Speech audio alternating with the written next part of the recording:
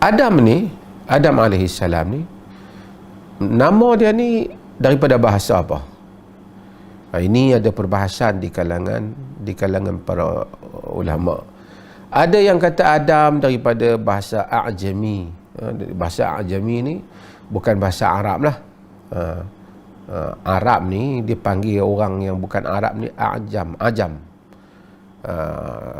Ajam ni asalnya orang yang tak boleh bercakap, kerana Arab ni dia consider bahasa dia tu kaya. Bahasa selain daripada Arab ni macam kurang sikit. Sebab tu dia haiwanul ajma, binatang yang ajma, binatang yang bisu. Ajam tu tak boleh bercakap, tapi tak apa, dalam konteks bahasa ni Ajami ni selain daripada Arab.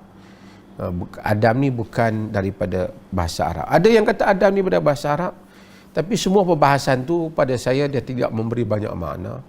Kerana nama Adam ni sebelum daripada ada bahasa-bahasa lagi, Allah ciptakan Adam, manusia tak ada lagi.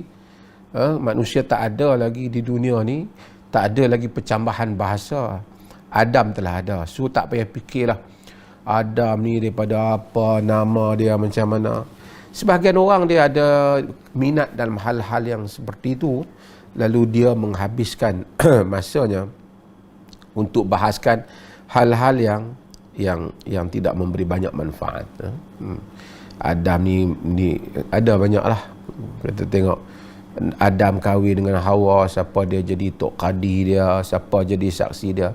All this rubbish, perbahasan yang buang masa, yang tidak memberi manfaat kepada orang-orang yang membahaskan hal-hal yang seperti ini. Tak menambahkan imannya, tak menambahkan ilmu pengetahuan dia, tak memberikan apa-apa manfaat bagi kehidupan dia.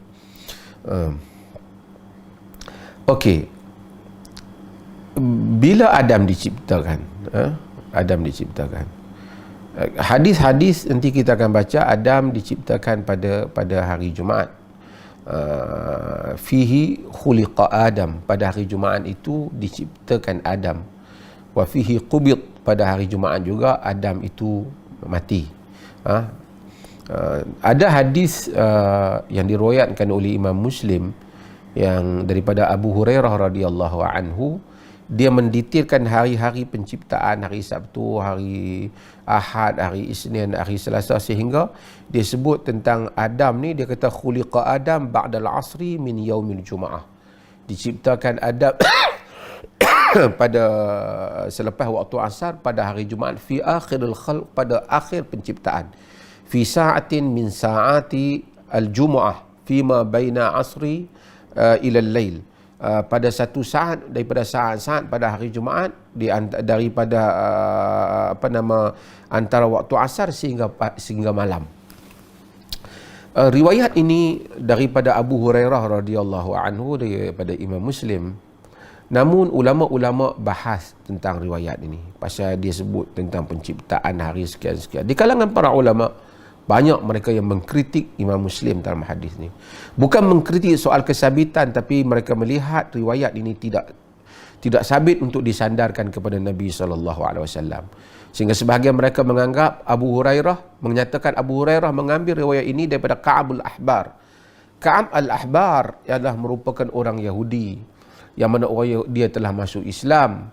Dan dia kaum Yahudi, apabila mereka masuk Islam, mereka masuk bersama dengan pengetahuan lampau mereka. They got knowledge tentang apa yang ada dalam Talmud, apa ada yang dalam Taurat. Dalam apa yang ada dalam Taurat dan Talmud, of course some of them adalah benda yang benar. Dan kita tahu apa yang ada dalam Taurat dan Talmud juga telah diubah oleh orang Yahudi. Sebahagian cerita-cerita para nabi, cerita-cerita yang orang-orang saleh dahulu telah ditokok tambah. Abu Hurairah radhiyallahu an, dia penggemar ilmu. Jadi dia suka dengar daripada berita apabila orang-orang Yahudi bagi tahu tentang Israiliyat, riwayat-riwayat Israiliyat, riwayat-riwayat Bani Israel ini, dia dengar, dia minat. Kerana kita kena tahu orang Arab ni background dia tak macam orang Yahudi. Mereka bukan ahli ilmu. Bahkan mereka ni kebanyakan tak boleh menulis dan membaca. Islam yang telah mengangkat mereka dengan memberi kepada mereka ilmu pengetahuan. Islam yang angkat mereka, bagi ilmu pengetahuan kepada mereka, sehingga mereka mula mengenali tentang cerita umat yang terdahulu, para nabi dan seumpamanya. Jadi Al-Quran pula sifatnya very general. Dia tidak mendetailkan dalam banyak kejadian, dia tak detailkan. Atau nama tempat, hari bulan, kadang-kadang kita tak pasti pada zaman siapa, tidak didetailkan oleh Al-Quran. Oleh kerana itu maka apabila mari orang Yahudi mendetailkan kisah-kisah ni, telinga-telinga orang Arab ni dia suka mendengar, termasuk para sahabat radhiyallahu anhum ajma'in. Jadi Abu Hurairah sebahagiannya dikritik kerana dia mendengar, dia mengambil riwayat-riwayat Israiliyat ni dan kemudian dia menceritakan balik riwayat-riwayat Israiliyat ni. Kadang dia tidak sandarkan kepada Nabi, tetapi mungkin anak-anak buah yang mendengar, rawi di kalangan tabi'in yang mendengar daripada Abu Hurairah menyangka ia adalah hadis Nabi SAW. Lalu mereka sandarkan kepada Nabi SAW, padahal ia merupakan riwayat yang diambil oleh Abu Hurairah daripada orang-orang Yahudi. Dengan di situ maka berlakunya kritikan tentang beberapa riwayat yang membabitkan hal-hal yang lepas yang diriwayatkan oleh Abu Hurairah. Apapun riwayat yang saya sebut tadi yang menyatakan Adam diciptakan selepas waktu asar, antara asar dan malam, itu adalah merupakan riwayat yang dianggap oleh sebahagian para pengkritik hadis diambil oleh Abu Hurairah, mengambilnya daripada Ka'bul Ahbar. Tak apa. Apapun kita, ada hadis yang akan kita sebut nanti, bahawasanya di mana Adam alaihissalam diciptakan pada hari Jumaat dan dia juga meninggal pada hari Jumaat.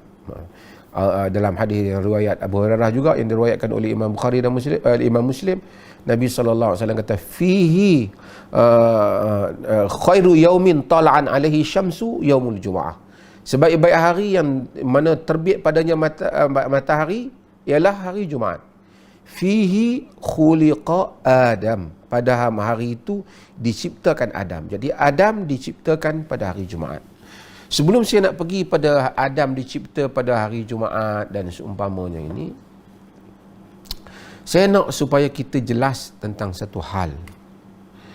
Allah Subhanahu Wa Taala adalah pencipta segala-galanya. Saya selalu remind benda ni dan repeat supaya kita faham konsep ni. Allah Subhanahu Wa Taala adalah merupakan pencipta segala-galanya. Allahu khaliqu kulli syai'. Allah itu pencipta segala-galanya. Tidak ada benda yang tidak diciptakan oleh Allah, sama ada tangible, benda yang disentuh, benda yang tak disentuh, adalah ciptaan Allah Azza wa Jalla. Dua perkara yang paling hebat untuk difikirkan oleh manusia sehingga membingungkan sebahagian ahli falsafah dan menimbulkan debat dalam sekolah-sekolah pemikiran dalam agama ialah masa dan tempat, kan? Space and time. Space, apabila Allah mencipta space, berarti Allah tidak memerlukan space. Allah tidak memerlukan tempat. Macam kata Allah tidak memerlukan makan. Dia kata Allah wujud bila makan tu, pada asalnya konsepnya yang mereka, konsep asalnya benar lah, Allah tidak memerlukan tempat. Allah bukan saja tidak memerlukan tempat, Allah juga tidak memerlukan masa, kerana Allah juga pencipta masa. Kalau ada orang kata Allah di atas arasy itu dianggap sebagai, kerana menyebut seperti mana ayat-ayat Al-Quran itu dianggap keluar agama, kita sebut Allah menurunkan Quran pada hari sekian, Allah menciptakan Adam pada hari Jumaat, juga kesan yang sama, kerana masa Allah tidak terikat dengan masa, tapi kita menyebut keterikatan itu ataupun kaitan itu bukan kerana Allah terikat, tapi demikian Allah mengkhabarkan pada alam ciptaan. Pada alam ciptaan. Alam ciptaan ni alam kita ni lah. Allah itu sendiri out of time. Dia berada out of the time system. Allah itu berada luar pada sistem masa itu. Okey. Allah Subhanahu Wa Taala cerita Adam tu daripada masa yang kita manusia yang berada dalamnya, dalam kiraan kita, Allah Subhanahu Wa Taala itu telah mencipta Adam pada hari Jumaat. Okey.